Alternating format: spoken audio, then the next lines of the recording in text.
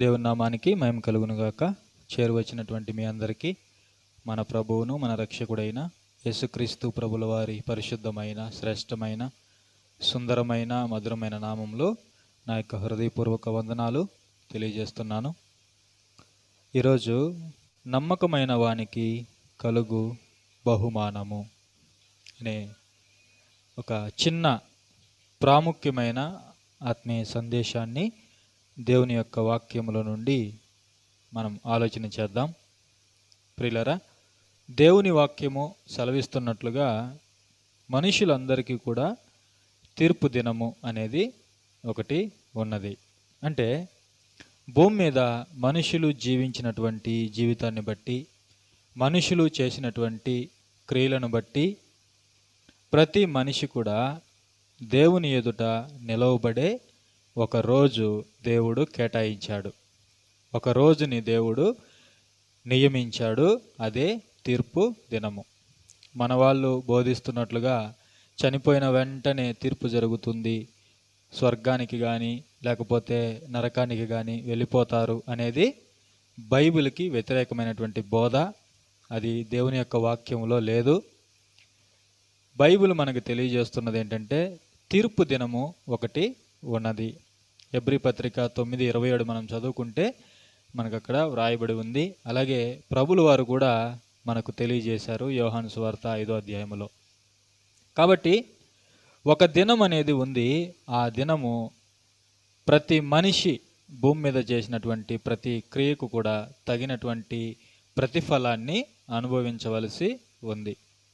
కాబట్టి ఆ రోజు ఏం జరగబోతుంది, దేవుడు కొందరితో ఏం చెబుతాడో ఒక మాట మనం చూసుకొని ముందుకు వెళదాం. మత్తయి సువార్త 25వ అధ్యాయము 23వ వచనములో ఆ ఉపమానములో ముగ్గురు దాసులు, ఒక మనుషుడు దేశాంతరం పోతూ ఒక వ్యక్తికి 5 తలాంతులు, మరొక వ్యక్తికి 2 తలాంతులు, మరొక వ్యక్తికి 1 తలాంతు ఇస్తాడు. తిరిగి ఆ యజమానుడు వచ్చి వారిని లెక్క అడిగినప్పుడు 5 తలాంతులు తీసుకున్నవాడు 5కి 5 సంపాదించి మొత్తము 10 తన యజమానునికి అప్పగిస్తాడు. అప్పుడు ఆ యజమానుడు ఏమంటాడంటే, భలా నమ్మకమైన మంచి దాసుడా. అంటే ఆ 5 తలాంతులు తీసుకున్నటువంటి ఆ దాసుడు ఎవరైతే ఉన్నారో అతను కష్టపడి పనిచేసి మరొక 5 సంపాదించాడు. 2 తలాంతులు ఇచ్చిన వ్యక్తి కూడా, దాసుడు కూడా కష్టపడి పనిచేసి 2, మరొక 2, రెంటికి 2, మరొక 2 సంపాదించి మొత్తం 4 ఇస్తాడు. అప్పుడు భలా నమ్మకమైన మంచి దాసుడా అని అక్కడ యజమాని ఏం చేశాడంటే, వారు కొంచెములో నమ్మకంగా ఉన్నారు కాబట్టి వారికి మరింత బాధ్యతను ఇస్తాడు. అంటే మరొక మెట్టు పైకి వాళ్ళని తీసుకుని వెళ్తాడు. చెప్పాలంటే వాళ్ళకి ప్రమోషన్ ఇస్తాడు, వాళ్ళని గౌరవిస్తాడు, వాళ్ళని సన్మానిస్తాడు, వాళ్ళని దీవిస్తాడు. అయితే 1 తలాంతు తీసుకున్నటువంటి వ్యక్తి అక్కడ ఆ యజమానుని తప్పుబడుతూ ఆ 1కి 1 సంపాదించకుండా, ఏమి సంపాదించకుండా దాన్ని ఏం చేశాడు, అలాగే ఉంచేశాడు. దానితో ఏమీ కూడా చేయలేదు. అప్పుడు యజమానుడు ఏమన్నాడంటే, సోమరివైన చెడ్డదాసుడా. చూడండి, సోమరివైన చెడ్డదాసుడా. అతనికి శిక్ష పడిందా లేదా? పడింది. 30వ వచనంలో, మరియు పనికి మాలిన ఆ దాసుని వెలుపటి చీకటిలోనికి త్రోసివేయుడి, అక్కడ ఏడ్పును పండ్లు కొరుకుటయు ఉండునని. చూడండి, తీర్పులో అపనమ్మకస్తులకు తీర్పు ఉంది, భయంకరమైన శిక్ష ఉంది. అయితే నమ్మకమైన వారికి యజమానుని యొక్క సంతోషములో పాలుంది. అలాగే వారి యొక్క బాధ్యతను కూడా పెంచాడు, వాళ్ళకి ప్రమోషన్ ఇచ్చాడు, వాళ్ళని గొప్ప చేశాడు. వారు కొంచెములో నమ్మకంగా ఉన్నారు కాబట్టి వారికి మరికొన్ని బాధ్యతలు అప్పగించి వారిని గొప్ప చేశాడు. చూడండి, కాబట్టి ఇక్కడ మనం నేర్చుకోవాల్సింది ఏంటంటే నమ్మకత్వం. దేవునికి మనం నమ్మకంగా ఉండాలి. ఈరోజు చాలామంది నమ్మకస్తులుగా నటిస్తూ ఉంటారు. అంటే మనుషులు చూస్తున్నప్పుడు నమ్మకస్తుల్లాగా ప్రవర్తిస్తారు. అయితే మనుషుల ఎదుటి నుండి వెళ్ళిపోయిన తర్వాత వాళ్ళు నమ్మకస్తులుగా ఉంటున్నారా, లేకపోతే మనం నమ్మకస్తులుగా ఉంటున్నామా దేవుని దృష్టికి? ఇది చాలా ప్రాముఖ్యం. యజమాని ఎదుట ఉన్నప్పుడు కాదు నమ్మకస్తులుగా మనం ఉండవలసింది, ఆ యజమాని లేనప్పుడు కూడా మనం నమ్మకంగా పని చేయాలి. మనలను తమ ఇంటిలో పనికి పెట్టుకున్నటువంటి ఆ యజమాని నిన్ను నమ్మి ఆ ఉద్యోగాన్ని, ఆ పనిని, ఆ ఇంటిని నీకు అప్పగించినప్పుడు ఆ పనిలో నీవు ఎంత నమ్మకంగా ఉన్నావు అనేది చాలా ప్రాముఖ్యమైన విషయం. మనం అనుకుంటాం, నా యజమాని లేడు, పనికి వెళ్ళిపోయాడు, ఉద్యోగానికి వెళ్ళిపోయాడు, సాయంత్రం వరకు రాడు, ఇక నేనేమైనా చెయ్యొచ్చు అని చాలామంది బాధ్యత రహితంగా ప్రవర్తిస్తారు, బాధ్యత లేనట్టుగా ప్రవర్తిస్తారు. అంటే వాళ్ళకి ఇవ్వబడినటువంటి పని చేయకుండా, సమయానికి చేయకుండా, శ్రద్ధ కలిగి చేయకుండా, మంచిగా చేయకుండా, ఏదో నామకార్థంగా చెయ్యాలి అన్నట్లుగా, అంటే ఆ పని మీద ఆసక్తి లేకుండా, శ్రద్ధ లేకుండా చేస్తూ ఉంటారు. మరికొంతమంది ఆ ఇంటిలో కొన్ని వస్తువులను కూడా దొంగతనం చేస్తారు. కొంతమంది మనం చూస్తుంటాం అప్పుడప్పుడు. ఆ ఇంట్లో ఏదైనా బంగారు, డబ్బు లేదా విలువైన వస్తువులు యజమాని లేడనుకొని, కానీ ఆ యజమానికి తెలుసు ఎక్కడ ఏ వస్తువు పెట్టానో అని, ఏ స్థలంలో ఏ వస్తువు పెట్టానో. కొంతమంది పరీక్షించడానికి కూడా వస్తువులు పెట్టి వెళ్ళిపోతారు. అయితే నమ్మకస్తులైతే, పనిచేస్తున్న దాసులు నమ్మకస్తులైతే అక్కడ బంగారం ఉన్నా సరే దాన్ని ముట్టరు. యజమాని వచ్చి చూసేంత వరకు అదే స్థలంలో ఉంటుంది. లేదా విలువైన వస్తువు ఏదైనా అక్కడే ఉంటుంది. ఏ వస్తువును కూడా ఆ దాసుడు ముట్టడు, ఆ పని చేసేవాళ్ళు ముట్టరు, నమ్మకస్తులైతే. ఒకవేళ అపనమ్మకస్తులైతే ఖచ్చితంగా దొంగలించే వాళ్ళు ఉన్నారు. చూడండి, అలా దొంగలించినప్పుడు ఆ విషయం యజమానికి తెలిసినప్పుడు ఆ యజమాని ఎలా ట్రీట్ చేస్తాడు? అవునా కదా? ఆలోచన చేయండి. ఏం చేస్తాడు? ఆ ఇంటిలో నుంచి వెళ్ళగొడతాడు, ఆ ఉద్యోగం నుండి తీసివేసి పంపించేస్తాడు. అవునా కదా? ఆలోచన చేయండి. ఇప్పుడు ఉదాహరణ మనం చూసుకుంటే, ఏదెను వనంలో దేవుడు ఆదాము అవ్వలను పెట్టాడు, వాళ్ళకు ఒక ఉద్యోగం ఇచ్చాడు, భూమిని సేద్యపరిచే ఉద్యోగాన్ని వాళ్ళకి ఇచ్చాడు, పనిచ్చాడు. ఆదాముకు పనిచ్చాడు, ఆదాముకి సహాయకురాలుగా హవ్వమ్మనిచ్చాడు, వాళ్ళకు కావలసినవన్నీ ఇచ్చాడు. అయితే వాళ్ళ నమ్మకత్వాన్ని దేవుడు పరీక్షించడానికి ఒక చెట్టు వేశాడు అక్కడ. ఆ తోట మధ్యలో మంచి చెడ్డల తెలివినిచ్చే వృక్షాన్ని వేశాడు. దాని ఫలాలు తినద్దు అన్నాడు. అయితే దేవుడు వారి దగ్గరే ఉన్నాడా భౌతికంగా అంటే? లేడు, ఆయన పరలోకంలో ఉన్నాడు. వీరిద్దరూ ఏదెను వనంలో ఉన్నారు. అయితే అక్కడ వాళ్ళు ఏం చేశారు? ఆ నమ్మకత్వాన్ని కాపాడుకున్నారా? లేదు. ఏం చేశారు? ఆ నమ్మకత్వాన్ని కోల్పోయారు. దేవుడు చెయ్యొద్దు అన్నదాన్ని చేశారు, తినద్దు అన్నదాన్ని తిన్నారు. చూడండి, ఇప్పుడు వాళ్ళు దేవుని దృష్టికి దోషులయ్యారు, పాపులయ్యారు, తీర్పులో నిలబడ్డారు. అవునా కదా? అప్పుడు దేవుడు వాళ్ళకి ఏం శిక్ష చేశాడు? ఏదైనా వనంలో నుంచి వెళ్ళగొట్టాడు. చూడండి, మనం కూడా నమ్మకత్వాన్ని కోల్పోతే దేవుడు మనల్ని కూడా వెళ్ళగొడతాడు, ఆ స్థలంలో నుండి వెళ్ళగొడతాడు, ఆ పనిలో నుండి వెళ్ళగొడతాడు. ఆ పని నీకు ఎందుకు ఇచ్చాడంటే నిన్ను దీవించడానికి, నీ నమ్మకత్వాన్ని చూసి ఆశీర్వదించడానికి, నీ నమ్మకత్వాన్ని చూసి రెట్టింపు పని నీకు ఇవ్వడానికి, రెట్టింపు సన్మానానికి నిన్ను పాత్రుడిగా చేయడానికి దేవుడు నీకు ఒక పని ఇచ్చాడు. మనం అనుకుంటాము, దేవుడు ఎందుకు ఇచ్చాడు ఈ పని అనుకుంటాం. కాదు కాదు, దేవుడు ఎందుకు ఆ పని ఇచ్చాడంటే నిన్ను హెచ్చించడానికే ఆ పని ఇచ్చాడు. అది మనలో చాలామందికి తెలియక దేవుని ఆశీర్వాదాన్ని పోగొట్టుకుంటాం. దేవుని ఆశీర్వాదం చూడండి, మనం ఒక ఇంటిలో నమ్మకంగా ఉంటే ఆ యజమాని మన కష్టాల్లో మనకు సహాయం చేయడా? చెప్పండి. నీవు ఏమీ ఆశించకుండా నీ జీతంతోనే తృప్తి పొంది ఆ ఇంటిలో నమ్మకంగా పనిచేస్తే నీ కష్టకాలంలో ఆ యజమాని నిన్ను పట్టించుకోడా? చెప్పండి. ఎంతోమంది యజమానులు వాళ్ళ గృహాల్లో పనిచేసే వారికి ఎంతో సహాయం చేసిన వాళ్ళు ఉన్నారు.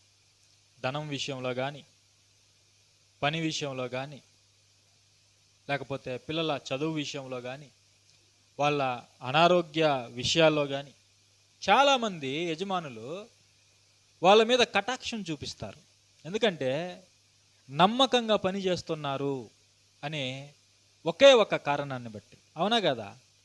చాలామంది ఆ నమ్మకత్వాన్ని పోగొట్టుకుంటారు, దొంగతనాలు చేస్తారు. తాత్కాలికమైన సుఖాల కోసము, ఆ ధనం కోసము పేరు పోగొట్టుకుంటారు, ఆ నమ్మకత్వాన్ని పోగొట్టుకుంటారు. చూడండి, సుదీర్ఘమైన శాశ్వతమైనటువంటి లాభాన్ని పోగొట్టుకుంటారు. క్షేమకరమైన జీవితాన్ని పోగొట్టుకొని దొంగ అనే ఒక ముద్ర వేయించుకొని బయటికి వెళ్ళగొట్టబడతారు. చూడండి, ఇలాంటివి జరిగినప్పుడు ఎంత అవమానం కదా? అవమానమే కదా? రేపు దేవుడు నియమించిన దినంలో కూడా ఇదే జరుగుతుంది. ఇక్కడ జరుగుతుంది, అక్కడ జరుగుతుంది. కాబట్టి మన జీవితంలో దేవుడు మనకు దూరంగా ఉన్నాడు. దూరంగా అంటే మరలా నన్ను తప్పుగా అనుకోకండి. దూరంగా అంటే భౌతికంగా ఆయన పరలోకంలో ఉన్నాడు, మన మధ్య లేడు. అంటే భౌతికంగా మన మధ్యలో లేడు, మనకు కనిపించటం లేదు దేవుడు. అవునా కదా? ఆయన కనిపించటం లేదు కదా, ఆయన ఎక్కడో ఉన్నాడు కదా అని మన ఇష్టం వచ్చినట్లుగా మనం జీవించకూడదు. మనం చేస్తున్న ఉద్యోగంలో కానీ, మన గృహంలో కానీ, నీవు ఏ స్థితిలో ఉన్నావో, నీవు ఒక భర్తవా, నీవు ఒక భార్యవా, మీరు పిల్లల, వృద్ధుల, మీ స్థితి ఏంటి, మీ పొజిషన్ ఏంటి, మీరు ఏ బాధ్యతలో ఉన్నారో దాన్ని మీరు సరిగా నిర్వర్తించాలి. దేవుడు ప్రతిదీ గమనిస్తున్నాడు, గుర్తుపెట్టుకోండి. దేవుడు ఆయన ఎక్కడో ఉన్నాడు, చూడడం లేదు అనుకోకూడదు. ఆయన చూడడం లేదు అనుకునేవాడు అజ్ఞాని. అవునా కదా? ఆయన నేత్రాలు అన్నింటినీ చూస్తూ ఉంటాయి. ఆయనకు కనిపించనిది ఏది కూడా లేదు.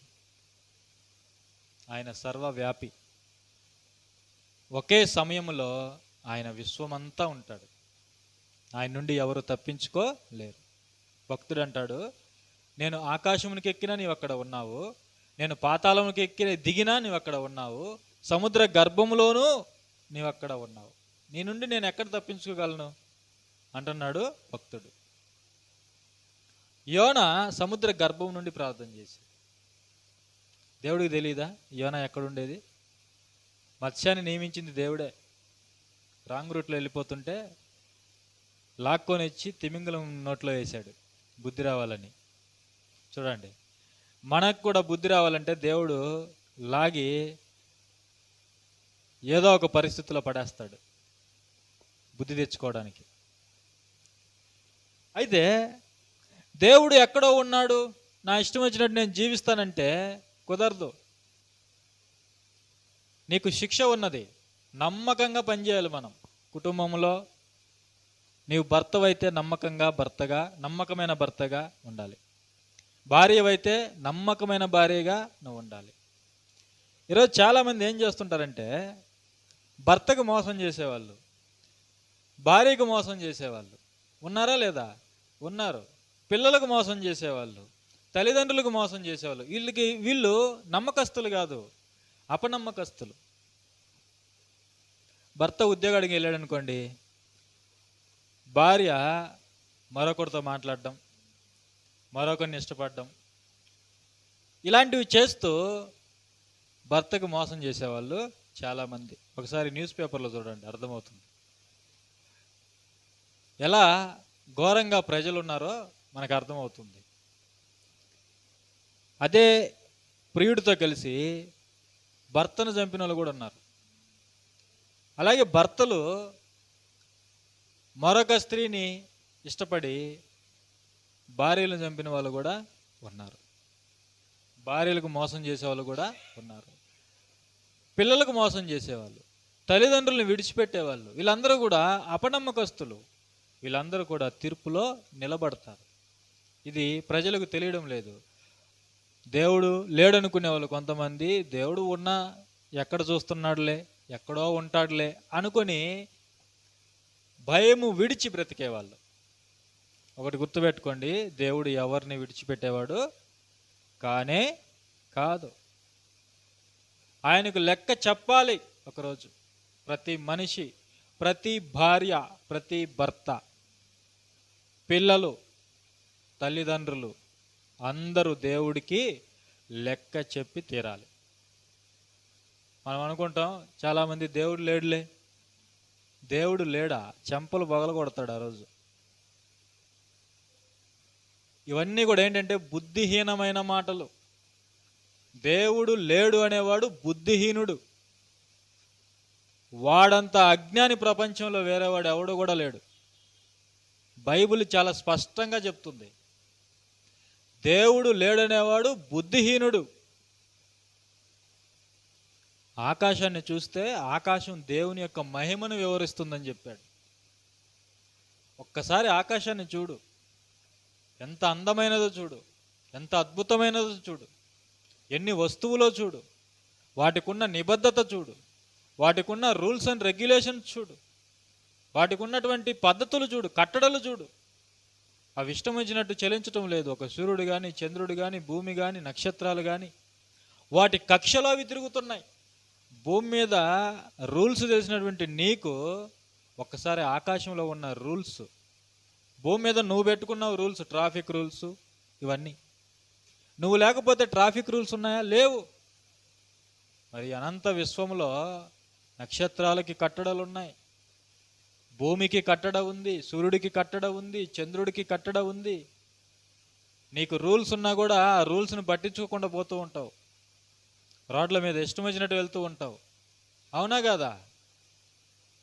అది వన్ వే అని తెలిసినా వ్యతిరేక దిశలో వెళ్తూ ఉంటావు నువ్వు. నీకు పద్ధతి లేదు. కానీ విశ్వాన్ని చూసి ఒకసారి పద్ధతి నేర్చుకోవాలి మనం. భూమి తన కక్షలోనే తిరుగుతుంది, వేరే దాని కక్షలోనికి వెళ్ళదు. చంద్రుడు తన కక్షలోనే తిరుగుతాడు, సూర్యుడు తన కక్షలోనే తిరుగుతాడు, ప్రతి నక్షత్రం తనకు ఇవ్వబడిన కక్షలోనే తిరుగుతుంది. వాటిని చూసి మనం బుద్ధి తెచ్చుకోవాలి. కానీ ఈ బుద్ధిహీనుడు ఏమంటాడంటే దేవుడు లేడు. నువ్వెంత, నీ బ్రతుకెంత? నేను చెప్పాను కదా, ప్రభుని చూస్తేనే నమ్ముతా అన్నాడు తోమ.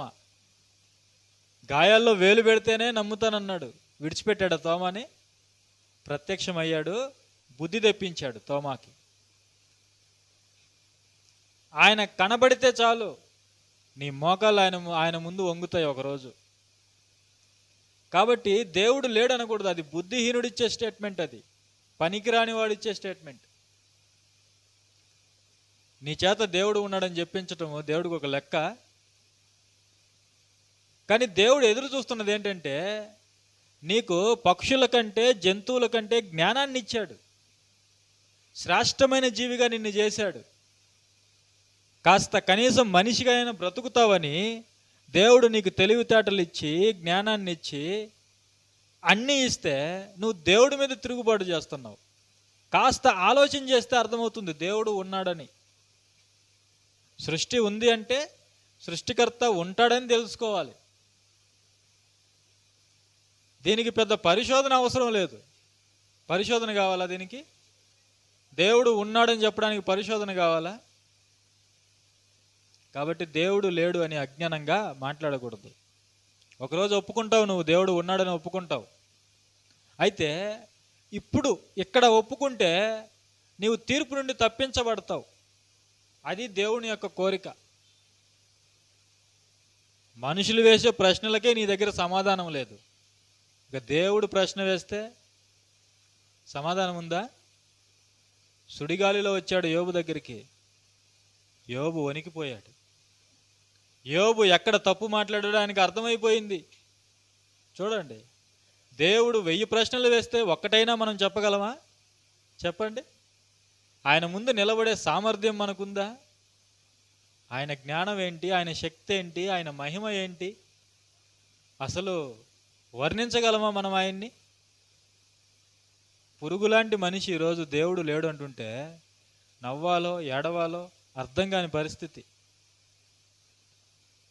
సరే, ఇక్కడ మనం దేని గురించి మాట్లాడుకుంటున్నాం? నమ్మకత్వం. చాలా ఇంపార్టెంట్ ఇది మన జీవితానికి, నమ్మకత్వం. యోసేపు గారి సందర్భాన్ని చెప్పి నేను ముగిస్తాను. పాత నిబంధనలో మనకి అద్భుతమైన యవనస్తుడు. ఆయన జీవితాన్ని పరిశీలిస్తే ఎన్నో పాఠాలు మనం నేర్చుకోవచ్చు. అందుకే పాత నిబంధనలో అద్భుతమైన యవ్వనస్తుడు అంటే నేను చెప్పే వ్యక్తి యోసేపు. ఇంకా చాలామంది ఉన్నారు, ఇస్సాకు, చాలామంది. అయితే యోసేపు గారి జీవితంలో ఒక మంచి సందర్భం నేను చెప్తాను. అన్నలు అసూయతో పగతో అమ్మేశారు. ఇస్మాయేలీలకు అమ్మేస్తే ఆ తర్వాత అతను పోతీఫరు అనే ఐగుప్తు రాజు యొక్క దేహ సంరక్షకుడు, ఫరో యొక్క ఉద్యోగస్తుడు, రాజ సంరక్షక సేనాధిపతి ఈ పోతీఫర్ అనే వ్యక్తి. అతనికి దాసునిగా అమ్మబడతాడు యోసేపు. ఒక దాసుడు. అతను తన ఇంట్లో పని పెట్టుకుంటాడు, పనికి నియమించుకుంటాడు. ఆ పనిలో యోసేపు ఎలా ఉన్నాడో తెలుసా? అత్యంత నమ్మకంగా ఉన్నాడు, అత్యంత విశ్వసనీయంగా ఉన్నాడు. చూడండి 39వ అధ్యాయంలో కొన్ని మాటలు ప్రారంభం నుండి. యోసేపును ఐగుప్తునకు తీసుకొని వచ్చినప్పుడు ఫరో యొక్క ఉద్యోగస్తుడును రాజ సంరక్షక సేనాధిపతియునైన పోతీఫరును ఒక ఐగుప్తియుడును అక్కడికి అతన్ని తీసుకుని వచ్చిన ఇస్మాయిలీల వద్ద అతన్ని కొనెను. యోసేపుని కొనుక్కున్నాడు. ఎవరు? ఈ పోతీఫరు. 2వ వచనంలో యెహోవా యోసేపునకు తోడై ఉండెను గనుక అతడు వర్ధిల్లుచు తన యజమానుడగు ఆ ఐగుప్తీని ఇంట ఉండెను. యెహోవా అతనికి తోడై ఉండెననియు అతడు చేసినదంతయు అతని చేతిలో యెహోవా సఫలము చేసిననియు అతని యజమానుడు చూచినప్పుడు యోసేపు మీద అతనికి కటాక్షము కలిగెను గనుక అతని యొద్ద పరిచర్య చేయువాడాయను. మరియు అతడు తన ఇంటి మీద విచారణకర్తగా అతన్ని నియమించి తనకు కలిగినదంతయు అతని చేతికి అప్పగించెను. యోసేపుకి ఆ పోతీఫర్ అనే వ్యక్తి, ఆ యజమాని, ఆ ఇంటిని మొత్తాన్ని అప్పగించాడు. ఆ ఇంటి పైన విచారణకర్తగా పెట్టుకున్నాడు, పరిచర్య చేసేవాడిగా, అంటే తనకి ప్రత్యేకంగా పరిచర్య చేసే వ్యక్తిగా పెట్టుకొని ఇంటిపైన విచారణకర్తగా పెట్టుకున్నాడు. అంటే తన ఇంటిని అప్పగించేశాడు యోసేపుకి. చూడండి, ఒక వ్యక్తికి ఒక ఇంటిని అప్పగించాలంటే యజమాని, ఆ దాసుడు ఎంత నమ్మకస్తుడై ఉండాలి. అవునా కదా? యోసేపుని కొనుక్కున్నాడు, ఇంటిలో పని మనిషిగా పెట్టుకోవడానికి దాసునిగా కొనుక్కున్నాడు. అయితే కొద్ది రోజుల్లో అదే వ్యక్తిని, అదే యోసేపుని, అదే దాసుని ఇంటిపైన విచారణకర్తగా పెట్టుకున్నాడు. అంటే ఎంత నమ్మకంగా ఉన్నాడు. అందుకే దేవుడు మనకి చెప్తున్నాడు ఏంటంటే ప్రతి పనిలో కూడా నమ్మకత్వాన్ని చూపించాలి మనం. నమ్మకత్వం. మన పిల్లలకు కూడా బాల్యం నుండి నమ్మకత్వాన్ని నేర్పించాలి. ఏదైనా ఒక పని ఇస్తే దాన్ని ఏ లోపం లేకుండా చేయాలి. యజమాని ఉన్నా, తల్లిదండ్రులు ఉన్నా లేకపోయినా ఆ పనిని సంపూర్తిగా వాళ్ళు చెయ్యాలి. బాధ్యత కలిగి చేయాలి, ఆసక్తి కలిగి చేయాలి. చూడండి, శ్రద్ధతో చేయాలి. యోసేపు దేవుడు ఎక్కడో ఉన్నాడులే అని అపనమ్మకస్తుడిగా ఉండలా. పోతీఫరు పట్ల నమ్మకంగా ఉన్నాడు. దేవుడు యోసేపుకి తోడై ఉన్నాడు. అంటే యోసేపులో ఎవరి భయం ఉందంటే దేవుడి భయం ఉంది. యోసేపు దేవుడు ఎక్కడో ఉన్నాడు అని అనుకోవటం లేదు. దేవుడు నా పక్కలోనే ఉన్నాడు, ఆయన అక్కడ ఉన్నా ఆయన నన్ను చూస్తున్నాడు అనే భయం ఉంది. మనకుందా భయం? మనకుందా భయం? చెప్పండి. మనము మనుషులకు భయపడతాం, మనుషులకు భయపడతాము, వాళ్ళు ఎదురుగా ఉన్నప్పుడు నమ్మకంగా ఉంటాము, వాళ్ళు అలా పక్కకు వెళ్ళిపోగానే ఇలా మన నమ్మకాన్ని మనము కోల్పోతాం. ఎందుకు? మనిషికి భయపడితే మనం నమ్మకస్తులుగా ఉండలేము. అతను మన ఎదురుగా ఉన్నంత వరకే నమ్మకంగా ఉంటాం. అతను పక్కకు వెళ్ళిపోతే ఉండం, పోగొట్టుకుంటాం. కానీ మనం దేవుడికి భయపడాలి. దేవునికి ఎందుకు భయపడాలంటే ఆయన నేత్రాలన్నింటినీ చూస్తున్నాయి. నీవు ఆయన ఎదుటే ఉన్నావు, ఎక్కడికి నువ్వు విడిచి పారిపోలేవు. ఆ భయం ఉంది యోసేపుకి. దేవుడు నన్ను చూస్తున్నాడు, నాకు ఇవ్వబడిన పనిలో నేను నమ్మకంగా ఉండాలి, నా యజమానుడికి నేను మోసం చేయకూడదు. ఇంటి పైన విచారణకర్తగా ఉన్నాడంటే ఇంటిలో ఏదైనా దొంగతనం చేసే అవకాశం లేదా? ఉంది. ధనాన్ని దొంగిలించే అవకాశం లేదా? రహస్యంగా దాచుకునే అవకాశం లేదా? విలువైన వస్తువులు దాచుకునే అవకాశం లేదా? చెప్పండి. ఉంది. ఎంతో ధనాన్ని పోగు చేసుకునే అవకాశం ఉంది. ఎన్నో విలువైన వస్తువులు, బంగారు, ఇవన్నీ కూడా దాచుకోవడానికి అవకాశం ఉంది యజమానికి తెలియకుండా. అంత నమ్మాడు పోతీఫర్ అతన్ని. యోసేపుని నమ్మి ఇంటినే అప్పగించాడు. ఆ తాళాలే, ఇంటి తాళాలే ఇచ్చేశాడు యోసేపుకి. మనం అదే ప్లేస్లో ఉంటే ఎలా చేస్తాం చెప్పండి? ఈరోజు చాలామంది పాస్టర్లు కానీ చాలామంది సేవకులను పిలువబడుతున్న వాళ్ళు ఎలా ఉన్నారో తెలుసా? సేవకుని ఇచ్చే ధనాన్ని వాళ్ళ సొంతానికి ఉపయోగించుకుంటున్నారు. అంటే వాళ్ళ పేర్ల మీద ఆస్తులు రాయించుకుంటున్నారు, వాళ్ళ పేర్ల మీద స్థలాలు రాయించుకుంటున్నారు, వాళ్ళ భార్యల పేర్ల పైన స్థలాలు కొంటున్నారు, వాళ్ళ పిల్లల పేర్ల పైన స్థలాలు కొంటున్నారు. ఎంత విచారం ఆలోచన చేయండి. ఎంత మోసం చూడండి, ఎంత మోసం. దేవుని సేవకిచ్చే ధనాన్ని వారు తమ కొరకు ఆస్తులు పోగు చేసుకుంటున్నారు. నీకు ఆస్తులు పోగు చేసుకోవడానికా వాళ్ళు ఇస్తున్నది? ఈ మధ్యకాలంలో అయితే సోషల్ మీడియాలో చూస్తున్నప్పుడు మణిపూర్ కని ఎంతోమంది క్రైస్తవులు ధనాన్ని సహాయం చేస్తే ఆ ధనాన్ని తీసుకున్నటువంటి కొంతమంది సేవకులు ఆ ధనంతో వాళ్ళ భార్య పేరు మీద ఆస్తులు, వాళ్ళ భార్య పేరు మీద స్థలాలు కొన్నారట. చూసి ఎంతో బాధ అనిపించింది. మణిపూర్లో నిలవడానికి నీడలేక క్రైస్తవులు శరణార్థులుగా తినడానికి తిండి లేక నీళ్లు లేక వాళ్ళ అవస్థలు పడుతుంటే వారికని ఇచ్చినటువంటి ఈ ధనాన్ని వీళ్ళు పోగు చేసి లక్షల రూపాయలు వీళ్ళ భార్యల పేర్ల పైన పిల్లల పేర్ల పైన ఆస్తులు, ఇల్లులు, స్థలాలు కొన్నారు. ఎంత దౌర్భాగ్యం, ఎంత అపనమ్మకస్తులు చూడండి. నమ్మకత్వం ఉందా ఈరోజు సేవకులకి? దేవుడు చూస్తూ ఊరుకుంటాడా? చెప్పండి. దేవుడు చూస్తూ ఊరుకుంటాడా? నీ బండారం బయట పెడతాడు, నీ జీవితాన్ని బట్టబయలు చేస్తాడు. నమ్మకంగా ఉండాలి దేవుడికి. యోసేపు చూడండి, మనం బైబిలే చెప్తాం, మరలా దేవుడు ఉన్నాడని చెప్తాం, దేవుడు చూస్తున్నాడని చెప్తాం. అవకాశం దొరికితే సమస్తాన్ని దోచుకుంటాం.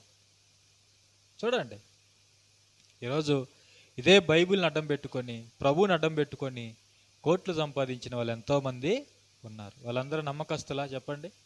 కాదు, అపనమ్మకస్తులు. దేవుని ఎదుట నిలవబడాలి, దేవునికి లెక్క చెప్పాలి. ఈ లోకంలో కూడా దేవుడు విడిచిపెట్టేవాడు కాదు. దేవునికి భయపడాలి. యోసేపు దేవునికి భయపడ్డాడు కాబట్టి పోతీఫరుకి నమ్మకంగా ఉన్నాడు. నీ దగ్గరికి ధనం వస్తుందా? ఎందుకు వస్తుంది? ఆ ధనాన్ని దేవునికి ఇష్టమైన రీతిలో నువ్వు ఉపయోగించాలి. అదే నమ్మకం అంటే. ఆ ధనాన్ని చూడగానే నీకు ఆశ వస్తుంది, ఆశ కలుగుతుంది. నీకు కొంతైనా దాచుకుంటే బాగుంటుంది, నా భార్య పేరు మీద రాస్తే, సంపాదిస్తే ఖచ్చితంగా ఆలోచనలు వస్తాయి మనిషికి. కానీ ఆ ఆలోచనలకు నువ్వు లొంగిపోకూడదు. అననీయ సప్ఫీరాలు కూడా భూమి అమ్మేశారు, డబ్బు చేతికి వచ్చింది, మొత్తం ఇవ్వాలనుకున్నారు. కానీ ఆ ధనం చూడగానే ఆశ కలిగింది, సగం దాచుకున్నారు.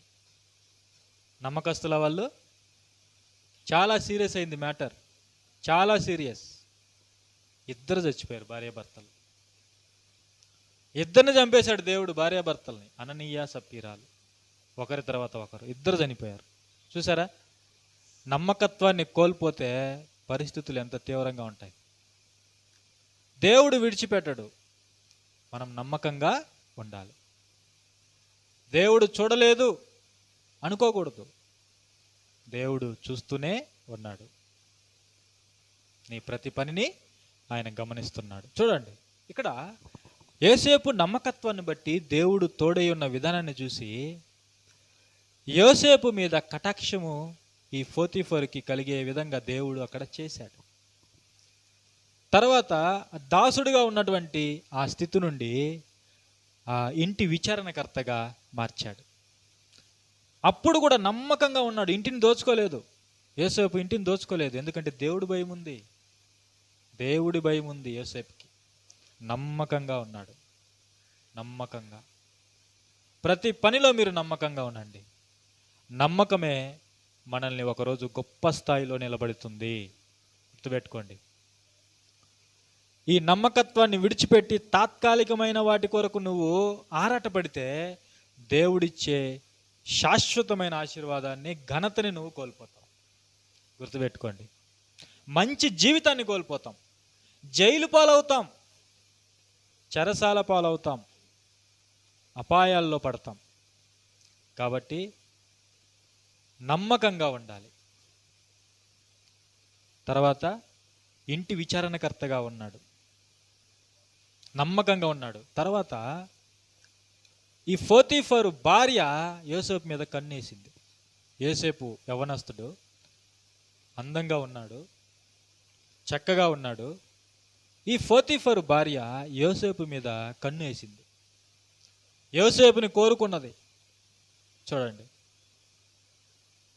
అయితే యోసేపు అక్కడ ఎంత నీతిగా ప్రవర్తించాడో తెలుసా, ఎంత యథార్థంగా ప్రవర్తించాడో తెలుసా, ఎంత చక్కగా ప్రవర్తించాడో తెలుసా. దేవుడు సంతోషపడే గడియలవి, గుర్తుపెట్టుకోవాలి. దేవుడు సంతోషపడే గడియలు ఇలాంటి గడియలే. చూడండి, ఆమె తొందర పెట్టింది యోసేపుని. అప్పుడు యోసేపు ఏమన్నాడో తెలుసా, 39వ అధ్యాయము 8వ వచనములో, అయితే అతడు ఒప్పక, నా యజమానుడు తనకు కలిగినదంతయు నా చేతికి అప్పగించెను కదా, నా వశమున తన ఇంటిలో ఏమి ఉన్నదో అతడు ఎరుగడు, ఈ ఇంటిలో నాకంటే పైవాడు ఎవడునూ లేడు, నీవు అతని భార్యవైనందున నిన్ను తప్ప మరి దేనిని నాకు అప్పగింపక ఉండలేదు, కాబట్టి నేనెట్లు ఇంత ఘోరమైన దుష్కార్యము చేసి దేవునికి విరోధముగా పాపము కట్టుకొందునని తన యజమానుని భార్యతో అనెను. ఇది కదా దేవుడు సంతోషపడే సమయం, గడియ మన జీవితాల్లో. ఆలోచన చేయండి. విస్తారంగా ధనం నీ చేతికి వచ్చింది కదా, మణిపూర్కి పంపించాలని. ఆ ధనాన్ని నిస్వార్థంగా నువ్వు ఖర్చు పెట్టగలిగితే, నీ కొరకు కాకుండా, అది కదా దేవుడు సంతోషపడే సమయం. పాపం చేయడానికి అవకాశం ఉన్నా నీవు దాని నుండి తప్పించుకొని పోవడమే కదా దేవుడు సంతోషపడే సమయం, సందర్భం. ఆలోచన చేయండి. యోసేపు అంత గొప్ప మాట పలికినప్పుడు దేవుడు ఎంత సంతోషంగా ఉండి ఉంటాడో ఆలోచన చేయండి. నేనెట్లు దేవునికి విరోధముగా పాపము కట్టుకొందును అంటే దేవుని భయం ఉంది. మనము దేవునికి భయపడితే ఎవరి విషయంలో కూడా అపనమ్మకస్తులుగా ఉండము. తల్లిదండ్రుల విషయంలో కానీ, పిల్లల విషయంలో కానీ, భర్త భార్య విషయాల్లో కానీ ఎవ్వరికి కూడా మనము మోసము చెయ్యము. దేన్ని కూడా మనం ఆశించము, ఎవరిది దోచుకోము. మనిషి సరిగ్గా ఉండాలంటే దేవుని యందు భయభక్తులు కలిగి ఉండాలి. తన బాధ్యతలు సక్రమంగా నిర్వర్తించాలంటే దేవునికి భయపడాలి. భార్యకు భయపడేవాడు తల్లిదండ్రులకి న్యాయం చేయలేడు. భర్తకి భయపడే స్త్రీలు న్యాయం చేయలేరు. మనం ఎవరికి భయపడాలంటే దేవునికి భయపడాలి. తర్వాత ఏం జరిగిందంటే 10వ వచనములో, దినదినము ఆమె యోసేపుతో మాట్లాడుచుండెను గాని అతడు ఆమెతో శయనించుటకైనను ఆమెతో ఉండుటకైనను ఆమె మాట విన్నవాడు కాడు. అట్లుండగా ఒకనాడు అతడు తన పని మీద ఇంటి లోపలికి వెళ్ళినప్పుడు ఇంటి మనుషులలో ఎవరునూ అక్కడ లేరు. అప్పుడు ఆమె అతని వస్త్రం పట్టుకొని అతనితో శయనింపుమని చెప్పగా అతడు తన వస్త్రమును ఆమె చేతిలో విడిచిపెట్టి తప్పించుకొని బయటికి పారిపోయాను. ఏం చేశాడు యోసేపు? పారిపోయాడు. ఆమెతో తప్పు చేయలేదు, పాపం చేయలేదు, దేవునికి వ్యతిరేకమైన కార్యము చేయలేదు. ఈరోజు నీకు చెడు ఆలోచన వస్తే ఆ ఆలోచన నుండి నువ్వు దూరంగా పారిపోవాలి. ఒక పాపము చేయడానికి అవకాశం వస్తే ఆ అవకాశం నుండి దూరంగా నువ్వు పారిపోవాలి. అదే నమ్మకత్వాన్ని కాపాడుకోవడం అంటే. అదే దేవుడు కోరుకుంటున్నది. అదే యోసేపు జీవితంలో, నీ జీవితంలో, నా జీవితంలో. పారిపోయాడు, వస్త్రాన్ని విడిచిపెట్టి పారిపోయాడు. మనం కూడా అలా పారిపోవాలి. పౌలు గారు అన్నారు, యవ్వనేచ్ఛల నుండి నువ్వు దూరంగా పారిపో, నీ నమ్మకత్వాన్ని కాపాడుకో తిమోతి అన్నాడు. యవ్వనస్తులు ఈరోజు నమ్మకంగా ఉన్నారా? చెప్పండి. యవ్వన భార్యలు నమ్మకంగా ఉన్నారా? యవ్వన భర్తలు నమ్మకంగా ఉన్నారా? యవ్వన పిల్లలు నమ్మకంగా ఉన్నారా? నమ్మకంగా ఉంటే మందే విజయం. మనం గుర్తుపెట్టుకోవాలి, నమ్మకస్తుల్ని దేవుడు విడిచిపెట్టేవాడు కాదు. అద్భుత రీతిలో ఒకరోజు గొప్ప స్థానంలో నిలబెడతాడు. దాసుడిగా జాయిన్ అయ్యాడు, ఇంటి విచారణకర్తగా ఎదిగాడు, నమ్మకంగా ఉన్నాడు, తన యజమాని అయినటువంటి పోతీఫరుకి మోసం చేయలేదు, ఆయన్ని అవమానపరచలేదు. దానికి ప్రతిఫలంగా చెరసాలకు వెళ్ళాడు. అక్కడ దేవుడు తోడుగా ఉన్నాడు. గుర్తుపెట్టుకోండి, నమ్మకస్తులకి దేవుడు తోడు, మనుషులు కాదు. నమ్మకస్తులకి దేవుడు తోడు. పోతీఫరు భార్యను నమ్మి చెరసాల్లో వేశాడు, కానీ తన బిడ్డని దేవుడు నమ్మాడు. తన బిడ్డ ఏంటో దేవుడికి తెలుసు, అందుకే చెరసాల్లో తోడై ఉన్నాడు. నెక్స్ట్ ఎక్కడికి వెళ్ళాడు తెలుసా యోసేపు? ఎక్కడికి వెళ్ళాడు తెలుసా? ఐగుప్తుకి ప్రధానమంత్రి. ఎవరు? అమ్మబడిన దాసుడు ఐగుప్తుకి ప్రధానమంత్రి. ఇది నమ్మకస్తులకు కలిగే బహుమానం. మనం ఏం చదువుకున్నాం? 5 తలాంతుల వానితో ఏం చెప్పాడు? 2 తలాంతుల వానితో ఏం చెప్పాడు? బలా నమ్మకమైన మంచి దాసుడా, నీవు కొంచెములో నమ్మకంగా ఉన్నావు కాబట్టి నీకు అనేకమైన వాటి మీద యజమానిగా అప్పగిస్తున్నాను, అనేకమైన వాటిని నీ చేతికి అప్పగిస్తున్నాను, నా సంతోషములో నువ్వు కూడా పాలు పొందన్నాడు. చూడండి, దేవుని సంతోషములో మనల్ని కూడా పాలిభాగస్తులుగా చేస్తాడు. ఫైనల్గా నమ్మకస్తులకి దేవుడు నిత్య జీవములో పాలిభాగస్తులుగా చేస్తాడు. దేవుడు అంటే నిత్యము ఉండేవాడు, అమరుడు, పరిశుద్ధుడు. దేవుడు అమరుడు, ఆది అంతము లేనివాడు. అదే జీవితాన్ని, అంటే మరలా పునరుద్ధానంలో మరణము లేని జీవితాన్ని మనకి ఇవ్వాలని ఆశ కలిగి ఉన్నాడు. అందులో పాలిభాగస్తులుగా మనల్ని నిలువబెట్టాలనేదే దేవుని యొక్క ఆశ. అందుకు మనం ఏం చేయాలి? నమ్మకస్తులుగా ఉండాలి. నమ్మకస్తులుగా ప్రతి పనిలో, కుటుంబంలో, పనిలో, సంఘములో, సమాజంలో, ప్రతి పనిలో మనం నమ్మకంగా ఉంటే నీదే పై చేయి. ఓకే, ఆ విధంగా మనం ముందుకు వెళ్ళాలని కోరుకుంటూ ఈ నా చిన్న ఆత్మీయ సందేశాన్ని నేను ముగిస్తున్నాను.